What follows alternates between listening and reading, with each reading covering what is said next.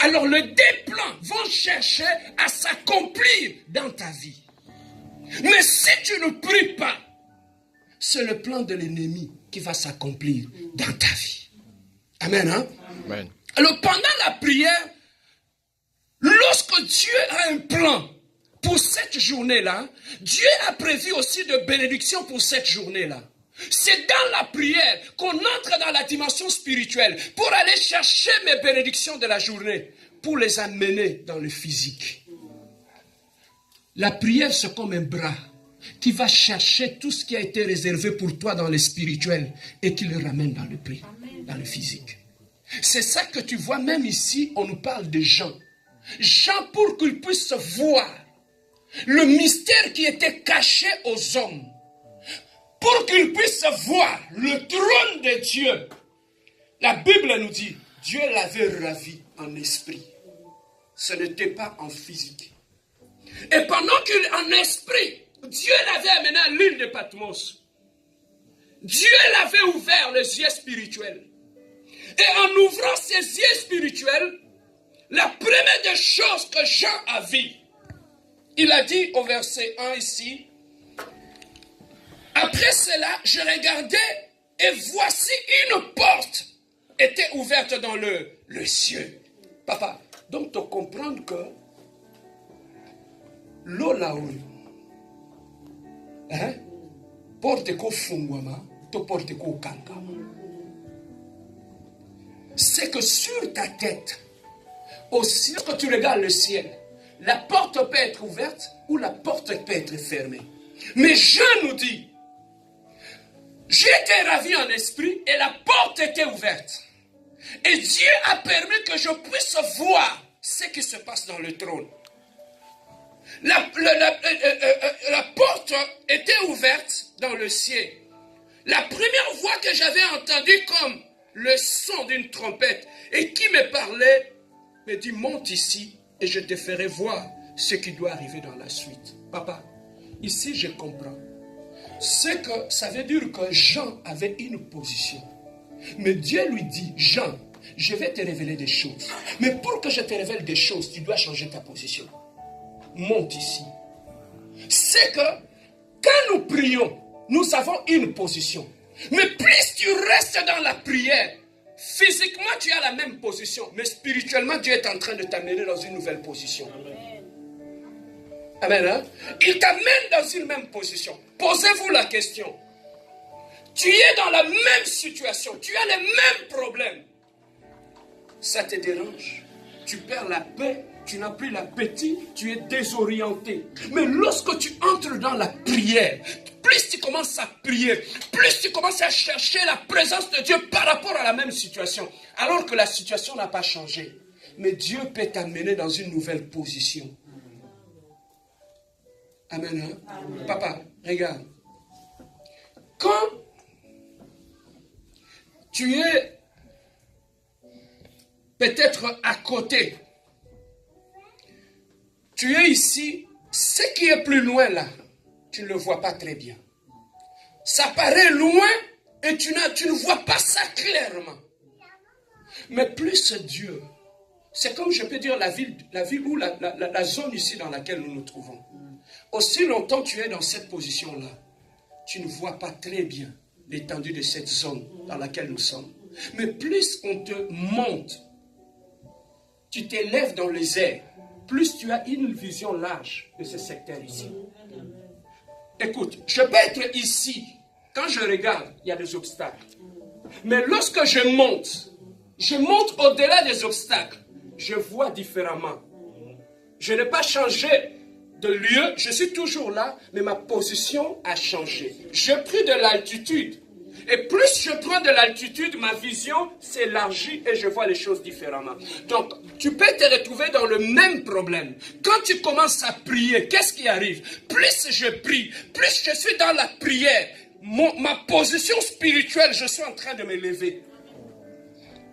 Là, nous avons des problèmes, et si mais subitement, après la prière, tu sens une paix en toi. Ces problèmes qui t'ont levé la paix. Mais après la prière, tu sens une paix. Pourquoi? Là, le problème n'a pas changé. Mais pourquoi maintenant tu as eu la paix? c'est parce que ta position spirituelle a changé. La façon de voir les choses a changé. Une femme peut être stérile. Elle souffre. Je souffre.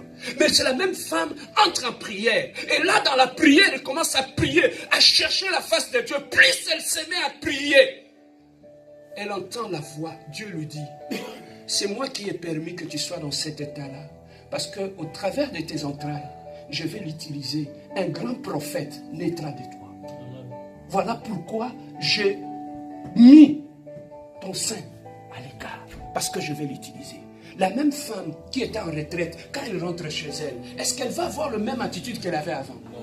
Pourquoi? Parce qu'elle sait maintenant la raison pour laquelle elle est dans cet état-là. C'est que la révélation, lorsque Dieu nous révèle des choses, ça change notre perception des choses. On voit les choses différemment. Alors ici, Dieu a dit à Jean, Jean, monte ici. J'ai des choses que je dois te révéler. Parce que la position dans laquelle tu es, il te sera très difficile de voir ce que moi je vais te révéler. C'est qu'il y a des choses dans notre vie que nous voulons voir clair. C'est parce que la position dans laquelle tu es ne te permettra pas de voir ce qui se passe dans ta vie. Il faut monter. Il faut monter comment? C'est dans la prière qu'on monte. Plus tu vas te mettre à prier, plus les choses vont devenir claires. N'as-tu pas vu que tu habites dans la même maison, il y a des sorciers dans cette maison? Cette maison est envoûtée. Tu vis là, tu ne sais pas que cette maison est envoûtée. Mais le jour où tu prendras le temps de commencer à prier, d'entrer dans la présence de Dieu, les yeux commencent à s'ouvrir. Et tu commences à voir dans quelle réalité spirituelle tu te trouves. C'est qu'il y a beaucoup de choses qui se passent dans notre vie, nous ne le voyons pas. Le problème se trouve que notre position spirituelle ne nous aide pas à voir ce qui se passe spirituellement dans notre vie. Amen. Hein? Ici, Dieu a dit à Jean, Jean monte, j'ai des choses que je dois te révéler. Et Jean est monté. Alors, il dit aussitôt, au verset 2, aussitôt je fus saisi par l'Esprit et voici il y avait un trône dans le ciel. Et sur ce trône, quelqu'un était assis. Donc la première des choses que Jean avait vu au ciel, lorsque les yeux s'étaient ouverts, il a vu le trône.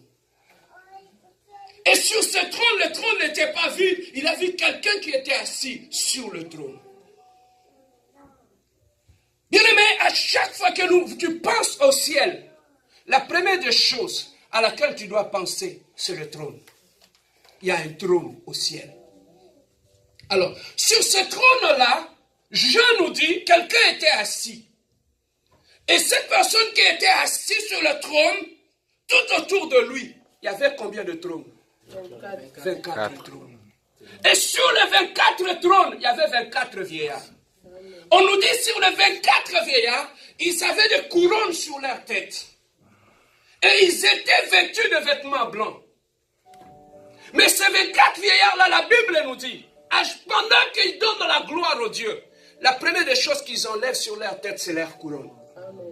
Ils les déposent au sol. Ils les jettent au sol. Mais pourquoi ils jettent la couronne au sol? C'est tout simplement parce qu'ils ont vu quelque chose qui était plus grand que la couronne qu'ils avaient. Papa, ce que mon Nzambe, mon Nzambe a se révélé na yo. Orgueil et quoi? Amen. Tu sais pourquoi les gens sont orgueilleux? C'est parce qu'ils ne savent pas qu'au-dessus d'eux, il y a un Dieu grand qui existe. Le jour que tu vois la grandeur de Dieu, pourquoi tu vas être orgueilleux? Parce que tout ce que tu es ne dépend que de celui qui est assis sur le trône. Voilà pourquoi lorsque je sais que je dépends de celui qui est assis sur le trône, j'enlève la couronne, je jette. Amen. Ils ont jeté. Mais maintenant, on nous dit 24 sur 24. Les 24 vieillards sont assis sur le trône. Mais pourquoi